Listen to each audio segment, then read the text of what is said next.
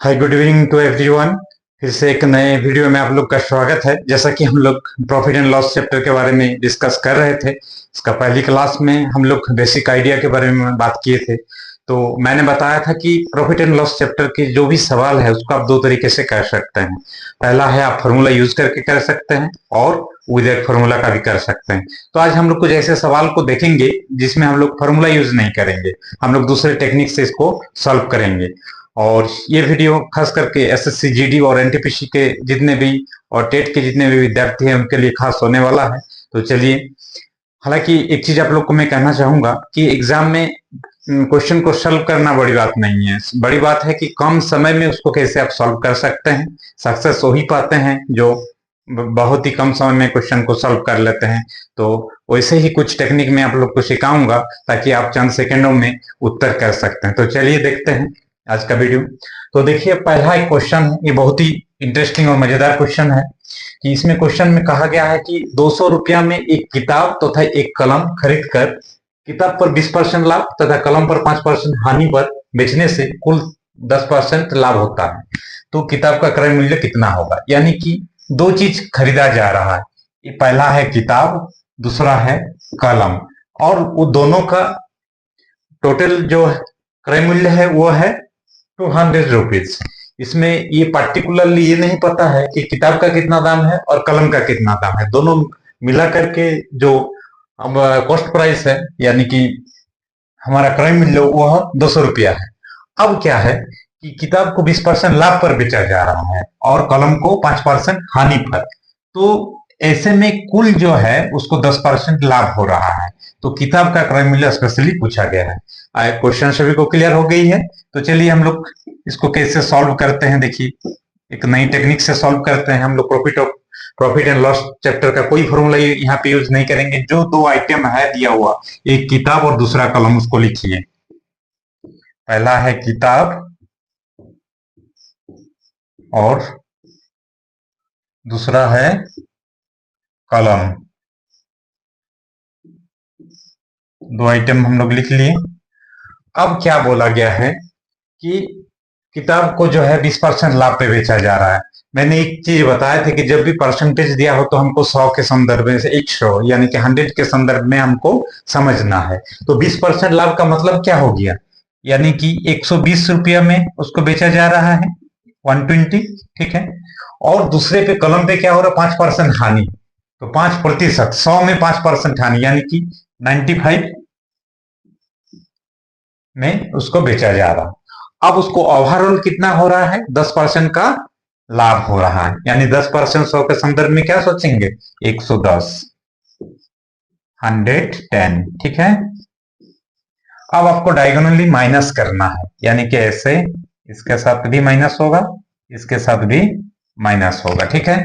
तो अगर 120 में से 110 जाएगा तो कितना होगा? 10 मिलेगा। और 95 110 में से घटाएंगे तो कितना होगा? 5 और 10 15। यानी कि जो किताब और कलम का जो क्रय मूल्य का अनुपात, ये जो 15:10, ये एक्चुअली हमें क्रय मूल्य का अनुपात मिला। इसमें क्वेश्चन में देखिए, टोटल उसका क्रय मूल्य दोनों को खरीदने में 200 रुपया लगा था, लेकिन किताब का मतलब इंडिविजुअल कितना क्रय मूल्य था और कलम का ये तो हमें नहीं पता। और वो वही हमें क्वेश्चन में पूछा गया कि किताब का क्रय मूल्य क्या होगा, ठीक है। तो हमें अब जो है, हम लोग सबसे पहली काम क्या कर लिए कि दोनों का क्रय मूल्य का रेशियो यानी कि अनुपात निकाल लिए कि जो भी है कि 15:10, यानी कि किताब को खरीदने में मतलब 15 भाग लगा है और कलम को खरीदने में 10 भाग लगा है 200 में से, ठीक है। तो अब हम पर्टिकुलर निकालेंगे। तो देखिए कैसे, यानी हमें निकालना है किताब का क्रय मूल्य, ठीक है। किताब का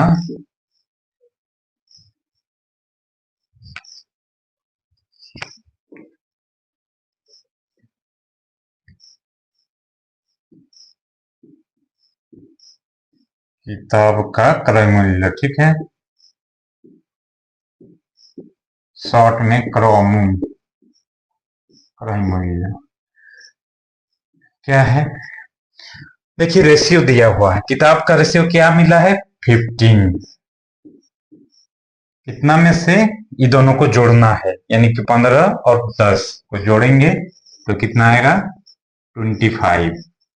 और दोनों दोनों मिला के कुल क्या था क्रय मूल्य 200, यानी 200 को मल्टीप्लाई कर देना है। ठीक, अब देखिए इसको सॉल्व कीजिए, 8 से कट जाएगा। अब 15 इंटू 8 कितना हो जाएगा 0 120, यानी किताब का जो क्रय मूल्य है 120 रुपया है। तो अब हम लोग बता सकते हैं कि कलम का क्या हो जाएगा, 200 में 120 घटा दीजिए, यानी क्या से 80 रुपीज। और अगर इसको आप ऐसे ही सॉल्व करना चाहते हैं तो उसको भी देखिए, हालांकि यहाँ जरूरत नहीं है, लेकिन दूसरे सवाल में अगर आपको कलम का भी मतलब पूछ दिया तो उसको भी इसी तरीके से अगर बनाना चाहेंगे, ऐसे तो 200 में से 120 को अगर माइनस कर देंगे तो डायरेक्ट 80 निकल जाएगा। अब अगर इस तरीके से करेंगे तो क्या करेंगे, इसका जो रेशियो, इसका हिस्सा में जो मतलब पार्ट है उसको लिखेंगे ऊपर में 10, ये दोनों का 8 यानी 25 इंटू टोटल क्रय मूल्य जो है, ठीक है दोनों का। अब देखिए 8 से कट जाएगा, ये 8 इंटू 10 80 रुपीज ही आया। तो इस प्रकार का जो मैथ है हम लोग ऐसे देखिए, यहाँ पे हम लोग एलिगेशन जैसे सॉल्व करते हैं, एलिगेशन मिश्रण चैप्टर का जो मैथ को जब हम पढ़ाएंगे तो उसी तरीके से यहाँ पे सॉल्व किया जा रहा है, यानी कि कोई फॉर्मूला का यूज नहीं किया गया। तो ये है ना बेहतरीन टिप्स। तो आई थिंक आप लोग को समझ में आ गया है। फिर से मैं एक बार दोहरा देता हूँ स्पीडली कि दोनों का दाम, दोनों मिला के दाम था 200। अब ये नहीं पता है 200 हो सकता है कि किताब का 100 रुपया और कलम का भी 100 रुपया, या हो सकता है किसी का 150, किसी का 50, तो ये हमें पता नहीं, लेकिन टोटल दिया होता है 200। किताब को 20% लाभ पे बेचा जा रहा है और कलम को 5% हानि पे बेचा गया, तो उसको कुल जो पूरा ये डील में उसको 10% का अल्टीमेटली मैंने फाइनल उसको मुनाफा हो रहा है। तो किताब का स्पेशली कॉस्ट प्राइस क्रय मूल्य कितना था ये पूछा था, तो हम दो आइटम जो भी दिया रहेगा उसको लिखेंगे। 20% का मतलब ये लाभ हो रहा है, यानी कि 100 में 20 मतलब 120, और वो 5% 100 के सेंस में से सोचेंगे तो 95 हो जाएगा। अब ओवरऑल इसको 10% की लाभ हो रहा है तो 100 के सेंस में 110। अब ये डायगोनल वाइज हम लोग घटाते हैं, ठीक है, तो इससे ये घट गया, 120 में से 110 गया तो 10 आया यहाँ, और यहाँ 110 में से 95 घटा तो 15 आया। यानी ये जो 100, ये जो 200 है इसमें किताब का जो पोर्शन है वो 15 पोर्शन है, और कलम का जो रेशियो है वो क्या है 10 10, उसका हिस्से में 10 भाग आएगा, ठीक है। ये इसका यानी कि कलम और किताब का जो, किताब और कलम का जो है रेशियो अनुपात इस क्रय मूल्य में, वो इन लोग का हिस्सेदारी किताब और कलम का हमें मिल गया। अब हमको किताब का स्पेशली पता करना है, तो किताब क्या आया है 15 को ऊपर लिखेंगे, फिर दोनों का सम 25 और इनटू टोटल जो हमारा कॉस्ट था उसको लिख लेंगे, फिर सॉल्व कर देंगे तो किताब का स्पेशली आ जाएगा। उस प्रकार से कलम का भी हम लोग निकाल सकते हैं। तो चलिए और कुछ सवाल देखते हैं, ऐसे ही इंपॉर्टेंट कुछ सवाल।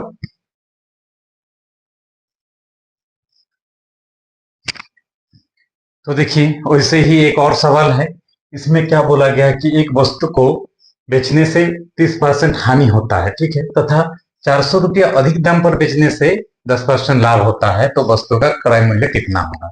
यानी कि एक आदमी अगर कोई सामान को, कोई वस्तु को बेच रहा है तो शुरू में देखा कि उसको 30% की क्या हो रहा था, घटा हो रहा था, हानि हो रहा था, तो उसने क्या किया, उस वस्तु को और 400 रुपया ज्यादा दाम पर बेचने का फैसला किया। तब उसने देखा कि उसे 10% का लाभ हो रहा है, तो वस्तु का क्रय मूल्य क्या होगा। तो देखिए ऐसे तो फॉर्मूला वाइज हम लोग इसको अलग तरीके से बनाएंगे, लेकिन यहाँ हम लोग फॉर्मूला का यूज नहीं करेंगे। तो अभी ये जो 400 रुपया अधिक उसमें मतलब दाम पर बेचा गया, ये सारी चीज को हम लोग भूल जाते हैं। जो चीज मान लीजिए कि क्रय मूल्य हमें निकालने बोला तो उसको हम लोग मन ही मन यहाँ हम लिख के दिखा रहे हैं, लेकिन एग्जाम में आपको मन ही मन मान लेना है। तो माना क्रय मूल्य,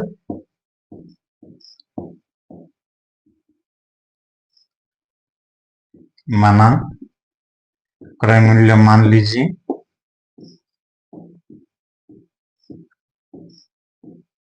क्रय मूल्य बराबर 100 रुपीज। ठीक है, अब देखिए 30%, 100 के सेंस में ये बोले हम प्रतिशत जहां होगा 100 के सेंस में सोचना है, तो 30% हानि, 30% हानि का मतलब क्या हो जाता है? 30% हानि मतलब कितना? 100 में 30% हानि मतलब वो 70 रुपया में बेच रहा है। पहला पहला ये है। ठीक है, अब दूसरा क्या बोला है कि इस चीज को हम लोग अभी भूल जाएंगे कि 400 रुपया अधिक दाम पर बेचने से जो भी हो रहा, अभी हम सोच रहे हैं कहा, इस 100 रुपया के सेंस में हम लोग सोच रहे हैं, तो 10% लाभ। तो उसी प्रकार 10% लाभ का मतलब उसको कितना में बेचना होगा? 10% लाभ, 10% लाभ का मतलब हो गया क्या? 100 रुपया चीज को 110 में बेचना होगा, 110 में बेचना होगा, 110 रुपया। ठीक है, अब ये दोनों देखिए, ये दोनों क्या है? 70 भी विक्रय मूल्य है और 110 भी विक्रय मूल्य, यानी कि ये दोनों क्या है? हमारा विक्रय मूल्य ही, क्योंकि एक बार 70 में बेच रहा है, 70 में बेच रहा है तब तो उसको 30% की हानि हो रहा है, और एक बार 110 में बेच रहा है तब उसको 10% की लाभ हो रहा है। ठीक है, तो ये दोनों विक्रय मूल्य में अगर हम लोग डिफरेंस देखें, दोनों विक्रय मूल्य का अंतर देखें, तो कितना हो रहा है? कितना का, कितना रुपया का? 40 रुपया का अंतर है। ठीक है, यहां तक क्लियर? तो देखिए ये जो विक्रय मूल्य में जब 40 रुपया का अंतर हो रहा था, इस बात को हम लोग बोल सकते हैं कि 40, जब 70 रुपये में वो बेच रहा था सामान को, तो उसको 30% का घाटा हो जा रहा था। जब वो 110 में बेचने लगा तब उसको 10% का लाभ हुआ, यानी कि 40 रुपया यहां से यहाँ, मतलब इस विक्रय मूल्य से इस विक्रय मूल्य तक पहुंचने के लिए कितना रुपया बढ़ाया? 40 रुपया बढ़ाया, यानी कि 40 रुपया अधिक दाम पर बेचने से जब वो बेच रहा है, यहाँ पे मैं इस साइड कर देता हूं, जब 40 रुपया अधिक दाम पर बेच रहा है, 40 रुपया अधिक दाम पर बेच रहा है, अधिक दाम पर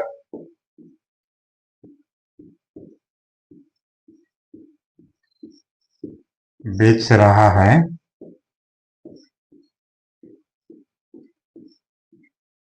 तो क्रय मूल्य कितना है?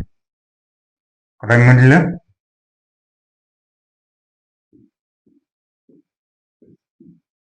क्रय मूल्य कितना है? जब 40 रुपया अधिक दाम पर बेच रहा है, क्रय मूल्य हमारा 100 रुपीज है। ठीक है, इसको हम लोग माने हुए हैं 100 रुपीज। तो आपको वो पूछा गया है कि 400 रुपया अधिक दाम होगा तब क्रय मूल्य क्या होगा? तो एक पे आप निकाल सकते हैं, क्या हो जाएगा? जब 1 रुपया अधिक दाम पर बेचा जाएगा, 100/40 होगा ना, और 400 रुपया अधिक दाम पर जब बेचा जाएगा तब क्रय मूल्य इंटू 400 कर दीजिए,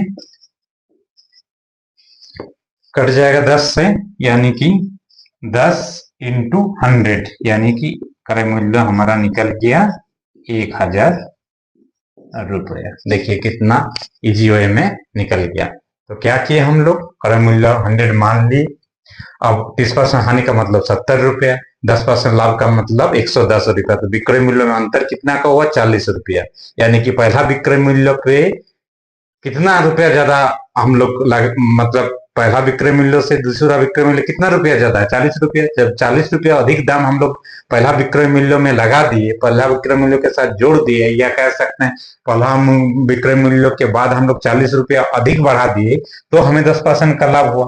तो उस समय हमारा क्रय मूल्य क्या था? 100 रुपीज, यानी कि वही चीज हम लिखे हैं कि 40 रुपया अधिक दाम पर बेच रहा, तो क्रय मूल्य उस समय क्या था?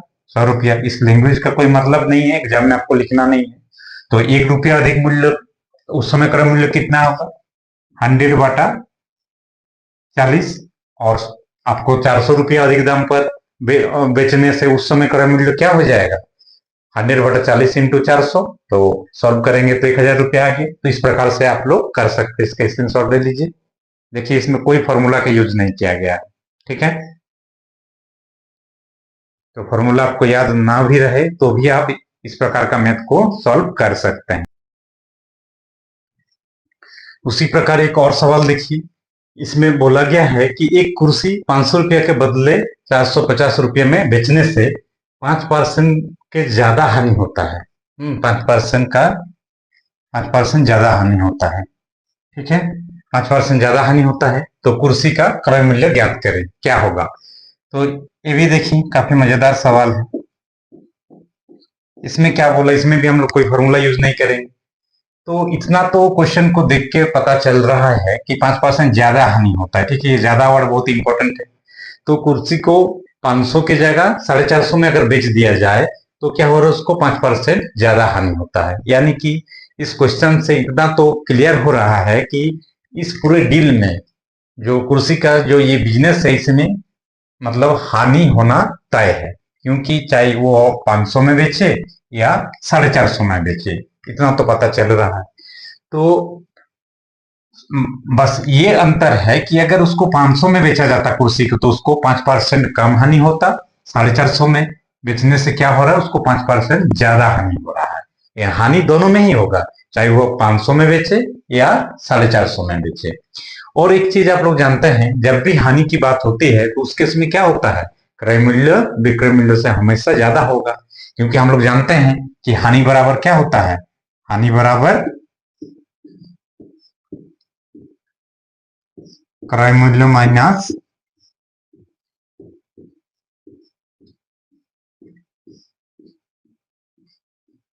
विक्रय मूल्य। तो विक्रय मूल्य यहाँ कुछ भी हो, कुछ भी हो, मान लीजिए 500 ही जो 500 दिया वही हो, या 450 हो, या कुछ और हो। ठीक है,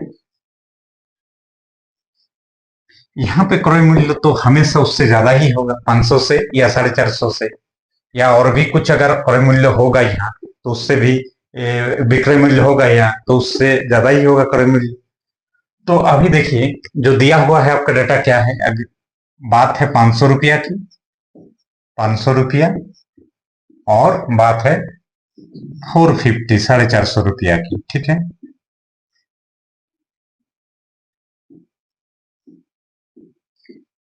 ये दोनों में कितना का डिफरेंस है, 50 रुपया का डिफरेंस है। यानी कि बेचना इसमें चाहिए था, जब इसमें बेच दिया तो क्या हुआ, उसको 5% हानि हुआ।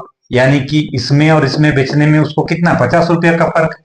इसमें बेचता तो 50 रुपया ज्यादा में बेचा था, इसमें कम में बेचा है, तो ये 50 रुपया का फर्क है। तो इस 50 रुपया के चलते ही उसको 5% का हानि हो रहा। यानी कि ये जो 50 रुपया है, देखा जाए तो ये 5% हानि के समतुल्य है कि नहीं, आप ही बताइए। इसी 50 रुपये के कारण 5% हानि हो रहा है। अगर ये 50 रुपया इसमें जोड़ दिया जाए तो उसको कम हानि होता, 5% कम होता। तो यही कारक है या यही रीजन है, 50 रुपया जो 5% हानि हो रहा, यानी 5% हानि के क्या है, ये समतुल्य है, इक्विवेलेंट, इसी के कारण हो रहा है।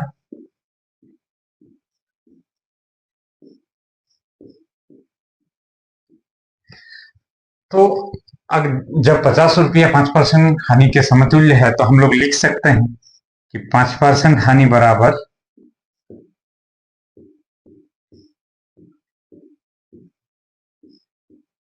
50 रुपया, लिख सकते हैं कि नहीं। अब देखिए एक चीज और हम बताए थे कि मतलब प्रतिशत जब होता है हम लोग 100 के संदर्भ में सोचते हैं, तो यहाँ पे जब 5% हानि बराबर हमारा 50 रुपया हो रहा है, तो टोटल हानि अगर हम लोग निकाल देंगे, क्योंकि हानि की बात हो रहा है, तो हमें क्रय मूल्य मिल जाएगा। यानी कि 1% हानि बराबर कितना रुपए का बराबर होगा, 50/5 रुपया का। तो अगर 100% हानि कितना रुपया के बराबर होगा, वो निकाल देंगे हम लोग।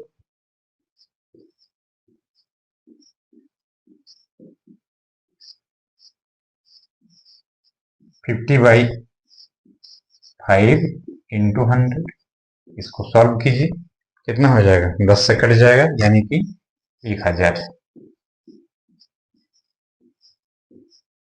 1000 रुपया। तो जो 100% हानि होगा तो वही हमारा क्या हो जाएगा, क्रय मूल्य हो जाएगा। क्लियर। तो जब भी इस प्रकार का सवाल रहे कि हानि की बात हो रहा है और कुछ प्रतिशत यहाँ दिया हुआ है कि इतना रुपया इतना के समतुल्य है, तो आप लोग क्या कीजिएगा, 100% हानि निकाल दीजिए, वही हमारा क्रय मूल्य हो जाएगा। तो देखिए कोई फॉर्मूला हम लोग यूज नहीं किए। तो इस प्रकार से आप लोग सवाल को कर सकते हैं, और भी मैं आप लोग को अच्छा से अच्छा एग्जाम्पल दिखाऊंगा। तो अगर मेरा वीडियो आप लोग को पसंद आए और आप चाहते हैं कि एसएससी जीडी हो, एनटीपीसी हो, या डिफरेंट टेट के एग्जाम में भी, खास करके झारखंड टेट में भी अभी आने वाला है अपकमिंग, इस तरह का सवाल आप लोग के लिए काफी फायदेमंद होगा।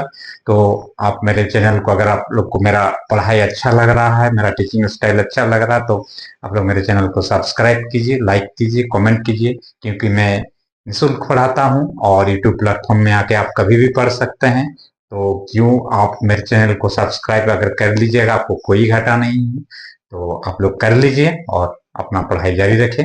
Thank you, keep watching.